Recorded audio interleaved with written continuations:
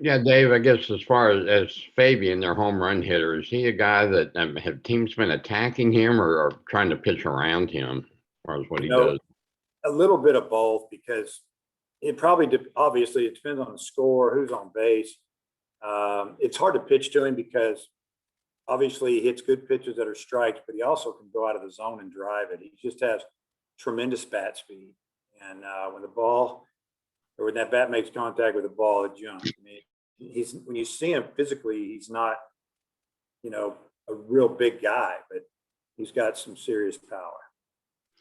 As far as your rotation, just what do you go with after Wicklander, I presume, Thursday night?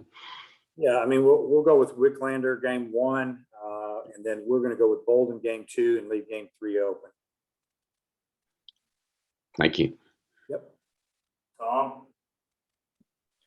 Hi, Dave. It's been an interesting season. You played a lot of top-ranked teams, and here you are with controlling your own fate in the SEC. I wonder what it's felt like to be in this position right now. Well, it's a good feeling. At least we don't have to sit around and watch a scoreboard and hope for things. We have a chance to go out and, and play our way into a championship or whatever. I mean, it's good. I always tell the guys they all count, 30 games, so there'll be a lot going on this weekend and other games that could hurt us or help us, but at least we know that we can go out there and we control our own destiny. Obviously, Florida is probably the most talented team in the country, at least on paper. That's what we've been told, and we've had people tell us how good they are, and we know that we have our hands full with Florida. How interesting do you find it that you're in the final regular season weekend and you've made a change on your Saturday starter and your Sunday's a TBA, and you're still playing the way you play on weekends? Yeah, I mean, we probably could have announced a third day starter, but we need to see where we're at. Who do we need to use to win game one? Do we have a chance to win game one? Same with game two. Paulette's been pitching there, but we might bring him out of the pen tomorrow. We might bring him out of the pen Saturday or start him on Saturday, game three. We could announce Lockhart because he started really well against Tennessee and did a great job. But we figured we want to get Bolden a start. He deserves it. He pitched really well. It gave us a chance to get back in that game and win it the other day. Give us a chance to win it. And we just felt like that, he's older. He deserves it. But yeah, I mean, I guess to answer your question is, and basically what you're saying is you don't have 3 lockdown starters all year and still changing things up, and you've got a chance to win the SEC championship. I mean, it's just been a great group effort. It's about the team, and the team really pulls for each other. And yeah, there's guys that are disappointed that maybe they don't get to start, whether it's in the field or in a game on the mound. But bottom line, they just want to win. They just want to help the team. And I think that's one reason that we're where we are. We don't really have a selfish team. They just want to win. Bob? Hey, Dave, how you doing? Good. This is going to be the first weekend you can have full capacity. So I assume the fans are going to show up in big numbers. What's your feelings about that? On the fans, we're really excited. I even told the players, when it came out that there's a lot of new guys in the program and the guys that were new last year that really didn't get to feel an SEC crowd or at home. And this will be their first time and only time as far as an SEC crowd. And it's different. We need the fans. We need the fans to be loud. We need the fans to help us. And this is when they can do it. Full crowd, playing a great team like Florida. And we need them to be into it and like it's a super regional. We need that kind of feel here. And I know how much time you probably spend on Twitter. Speaking of super regional, Kendall Rogers, who always seems to know what's going on nationally, he tweeted that the NCAA is expected to announce today full capacity for regionals and super regionals for baseball and softball. What's your reaction to that? Yeah, I'm pretty sure that happened, and we're expecting to have to host a regional here. So we're really excited about it. Number one, we're excited that more fans get to come to the game. Number two, we think it's good for for us. I mean, we play the schedule we played and done what we've done. You'd like to have a little bit of a home field advantage, and it is. You can say it's not, but it is. And so we're pretty excited about it. But we got to get through this weekend. We can talk about that more. And you said people have told you Florida's the most talented team. Are you talking about pro scouts, or who are you getting feedback from? Yeah, just other coaches in the league, and they are. I mean, they were preseason number one in like every poll, and they have really good arms. They had good freshman arms come in. They kept some guys that didn't sign last year in a 5-round draft. They're playing more freshmen in the field now. They've got some really good hitters. They're a dangerous team. I mean, there's a lot of teams in the SEC that are dangerous, and Florida's one of them. So, am I saying they're better than Mississippi State or Ole Miss or some of these other teams we played? They're just as good from what we've been told. Okay, thanks. Yep. Hodge? Yeah, Dave, Payton had a couple of really good starts out or appearances out of the bullpen. How confident are you that he's able to maybe be a long relief guy, and how do you think he'll embrace that role if that's how you have to use him? Oh, I think he would. I think he would do a great job at it. Like you said, we witnessed it after we took him out of the rotation after a couple, 3, shaky starts, and he went to the pen and he did a great job. And then we kind of promoted him back to a starter, and he's had some good outings. It's just hasn't been quite as consistent as we've needed. So I think he'll do a great job, and I think he wants to win like everybody else. Sure, he would like to start, but I think he gets it, and we have confidence in him. He's got a really good arm, and he can get good hitters out, and that's what you have to be able to do in this league. So yeah, you'll see him this week. And with Lockhart, if you do start him, it seems like he's really good for 4 innings and maybe hits a wall in the 5th. What's the key to getting him through that 5th inning? Yeah, I don't know, but I guess the thing is, at least we know. And, we have other pitchers, like Costio, he's 4 hitters or 2 innings max, and we bring him back out. We've done it 7 times this year, and it hadn't worked out. So we didn't bring him back out the other day. And, we've got a couple other guys that have kind of told us what to do. And, we've lived with it. We've learned, we've lived with it. We've learned. And now we move on to the next guy. So, hey, if Lockhart gets a start and he goes 4 strong innings, we'll probably send him back out, but we'll have a guy ready, to see if we can get him through. But if he doesn't, we can't be 2 hitters too late. But yeah, I don't know what you do. You keep trying, but you know what it's done in the past, and you try to be ready to handle it. Andrew Ellis. Hey, Coach, Florida always seems to have power arms, but their strikeout numbers are a little bit low considering some of the talent on the staff. Just what do you make of their overall numbers and kind of their staff as a whole? Well, their overall staff as a whole it's dynamic. I mean, they've got a little bit of everything. They've got left, right. They've got sinkers, sliders, change-ups, location guys. They can bring a little bit of everything at you. I mean, those guys they're just really good baseball coaches over there.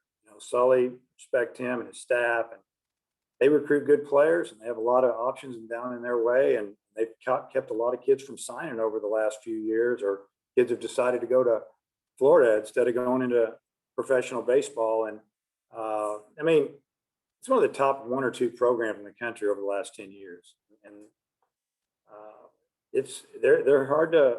It's hard to maneuver. You've got to, when you get a chance to score, you better score. And as far as striking out people, strikeouts sometimes are overrated. Yeah, they're great. You got to get one when you need one, but you got to be able to pitch. And they flip-flopped some guys. They took some of their starters and put them in the bullpen and have used them at the end or used them in the middle because for some reason they weren't getting off to a good start or whatever. Different scenarios. They felt like they could be stronger that way. And I think it's really helped them the second half of the season. It's worked out. And also, you've had a lot of freshmen, true freshman position players that have had big years for you over the past, since your time here. How do you think Caden Wallace compares to some of those guys as far as just consistency? Because it seems like he's producing week in and week out. He's right up there with any of them. I mean, he's hitting over 300. Yeah, he's hitting over 300. He's got 30 plus RBIs. I think he's got double-digit home runs. He just missed a couple the past weekend, him off the top of the wall. I mean, he's been consistent, like you said, and he's played a really good right field. He's made some really nice plays. He can run. I mean, he's going to be he'll be a factor again the rest of this year, next year, and he's going to be a really good professional. Seth? Yeah, Dave, a little off the wall here, but maybe a little appropriate with the fans coming back. I'm curious, when did you first notice, we're working on a story about the beer hats, and then what was your first reaction to that, and how it's kind of taken off with the fans? Yeah, I don't know how long they've been doing it. I mean, obviously we started noticing when you got a group of guys down the first base line with these goofy looking hats on, we didn't know what they were. And then we kind of started realizing they only put them on when we have the bases loaded, and now they're all over the stadium. I don't know where they buy them, but they do. It's been, I don't know, 7, 8, 9, 10 years, it seems like, since they started doing it. I may be way off there, but yeah, it's kind of a cool tradition. I like it because that means we got the bases loaded. And then one other thing, what's it like having Charlie Welch, a guy that has done really well coming off the bench, in that role? He's been the best I've probably ever had. Pinch hitter, spot starter. A lot of times on most teams, he'd be our starting DH, whether it's a left-hander or a right-hander, but for sure against lefties, because he hits them pretty good and hits the righties well if you look at the matchup numbers. But Matt Goodhart has kind of had that position, and it's interesting. It's been tough to keep him out of the lineup, but knowing you have that guy, it's kind of a weapon anytime in the game.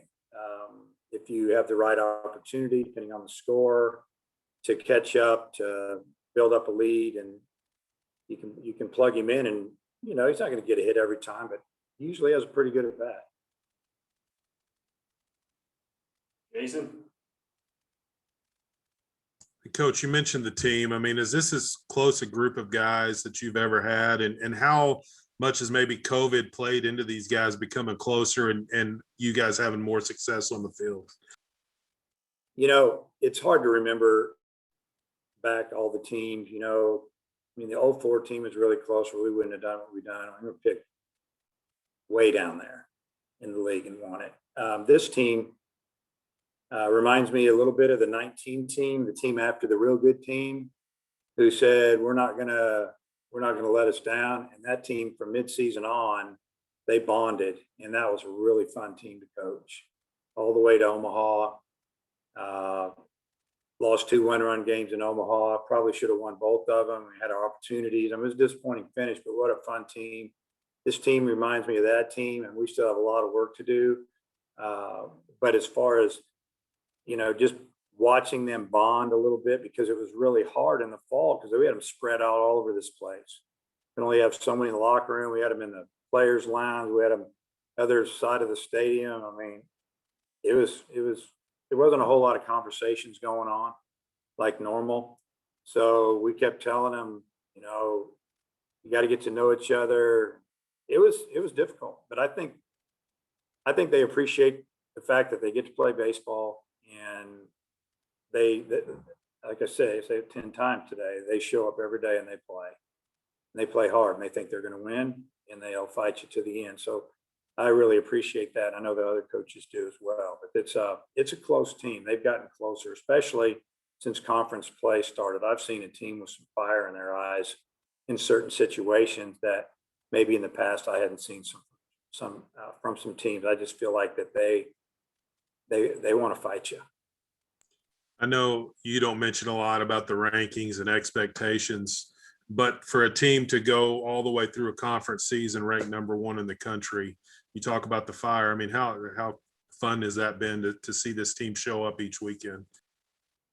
Yeah, I don't mention it at all, not even a little. I've never mentioned it to the team. So they know, obviously, and they know that different things will happen if it doesn't go well. I don't think that the rankings were really that important to them. Like they're just fighting to stay at the top. I don't believe that at all. I don't see it. Never hear it talk. I hear a lot of talk. I hear a lot of things I wouldn't repeat, but I'm not going to tell you. but I've never really heard guys in there talking about being ranked or where they're at, or if we don't win this game, we're going to fall out of the top 5. They know that it's nice and it's fun and maybe some bragging rights, for the fans, but for them to hang in there and stay up there all year, it's been special. It just means they show up every day and they found a way to win each weekend. And, they know what we want to do, and that's win at the end. Randy? Yeah, Dave, as far as winning, if you can win the conference, do you feel like there's such a stress on postseason and Omaha and all that people really don't appreciate winning a round robin, what that takes, especially in a league like the SEC? Yeah, I take it back to the days when I coached at Nebraska, and I think it was my 3rd year there, maybe 4th, when we won the Big 12 championship. Nebraska Cornhuskers just beat Texas A&M, 2 Oklahoma schools, Baylor, all those people, and we won the league outright. To me, that was the biggest accomplishment to me that we achieved. Because you can get hot, play good at the end, get a break, and you can get to Omaha, every now and then, maybe once in a while. But when you go through the gauntlet of the SEC week in and week out, and you can hang in there and have a chance to win the league, it's a big deal. And I do believe that maybe fans that aren't super, super close to college baseball, they probably don't understand it as much as the ones that do. But it's not our ultimate goal. Our ultimate goal is to play late into June. And, I've never talked to our team about winning the West, winning the overall, winning the conference tournament. We'll bring it up. These guys, they want to win. We know they want to win. That's why they work hard every day. And if we win it, it'd be awesome. If we don't, hats off to the team that does. We'll just keep playing. Thanks. Randy? Dave, what do you see as the strengths of this year's Florida team? Wow, that's a good question. I remember, I think it was Aaron Fitz said something like before the season, maybe he went and watched him, and he said this is the most complete Florida team he'd ever seen. I think he said that. Somebody said that knows college baseball really well. And I think that's what he meant by that was, man, they can really pitch. They can really hit. They got a lot of options, a lot of weapons. And I think that's probably the strength of their team is they have options offensively. And if some guys aren't getting it done, they can go to the next 2 or 3 and they're just as good. And the same on the mound. And that's why they felt that they could pull maybe some of the guys with more experience that had started and put them in the bullpen and make their team stronger. And, you have to beat them. You got to plan for 27 outs or whatever it takes, and you got to hold them down because they can do it. I just think they're deep. And do you have a pitch count on Kevin when he goes out each night? We don't have a pitch count the first night. The second day we could. It just depends. A lot of times it's what you see. Has Kevin been pitching with a lot of runners on base, or is Kevin just rolling? Are they fouling off a bunch of pitches? Is it stressful? That's how we judge it. How much stress has he been under out there? And, you think about Tennessee, the one hitter, the first baseman, he had a 15 pitch at bat on him. That hurt us. I would have rather had him get a single and move on. But, so that's how you evaluate that. You just kind of look at the overall body of work a little bit, or what he's done the last maybe week. Thanks, Dave. Yeah. Caden? Hey, Coach, I also had questions about Kopp's, just his relationship with Opitz behind the plate. They've been together for a long time off the field, and then just how much has Casey kind of contributed to how well Kevin has pitched this season? Well, they have a great relationship on and off the field. Obviously, on the baseball field, there's big time chemistry there. I think they can think for each other almost. And I think Casey's been a huge part of the success. We may send in a suggestion here, or Casey may look at us, but we let those guys roll because they want to work fast. We want to keep the rhythm going. And, we trust both of them, make good decisions. there's something going on, we really want a certain pitch, we're going to let them know. But for the most part, it's probably 95% of the time they're making the decision on which pitch to call, and they move fast, and that's good. Rhythm, pitching and rhythm, pitching and hitting is good. Come back around to the final few questions. Bob?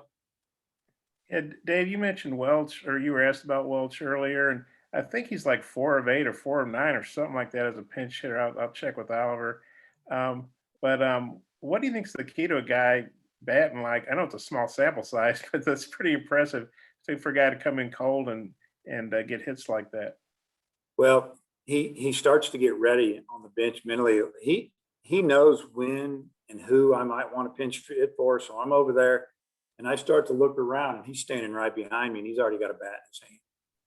And that's what the good ones do. They figured out, this is my role. This is where I'm going to contribute. Whether that's, obviously he'd like to be an everyday starter, and I think he will one day here with that bat. But yeah, it's that he's ready. And it's not like I just call him and he's got to go find his batting gloves and his helmet and his bat. And then next thing you know, he takes one practice swing, he's in the box. He's already getting ready an inning or two earlier. And when we say, hey, you're going to go do this or that, he's already 2 steps ahead of us. And I think that's contributed a lot. And the other fact is that he's got a really good swing. And he doesn't go all crazy up there. And he'll take a walk. If he needs a walk, take the walk. Yeah, thanks. Yep. Hutch? Yeah, Dave, I'm just curious how Jackson Wiggins has kind of bounced back after his outing the other night. Have you seen him in practice and stuff like that? Yeah, he threw well the other day for Coach Hobbs, and he seemed fine. You know, I don't know what to tell you there. I mean, we haven't played a game since, so he hasn't been out there, but we believe in him. And if you don't see him this weekend, definitely see him in the tournament. Last question coming from Tom. Dave, only 9 SEC teams have won their first 9 series. Excuse me, only 2 SEC teams won their first 9 series. Only one has won every series in a season. How meaningful is it that this streak you're on of winning SEC series? Well, you know, we haven't discussed that either with the players, obviously. We just play, but, you know, I mean, if we win the series, we know that we handle our own destiny. So that's probably the biggest part. We want to win the series because it keeps us at the top. If we don't, we don't. But I mean, it's kind of neat. I think it'd be something you talk about down the road. It's something that you probably don't expect going into the season because the league's so good. Something's going to happen. You're not going to play well one weekend, or somebody's really going to play well. So it's kind of unique, obviously, with the league being what it is, and it hasn't been done very much. But you know, we're going to try to win Thursday, and you know, bottom line, we'd like to win the series. That's all I got. Thanks. Thanks for your time, Coach. Appreciate it. Okay, see you guys.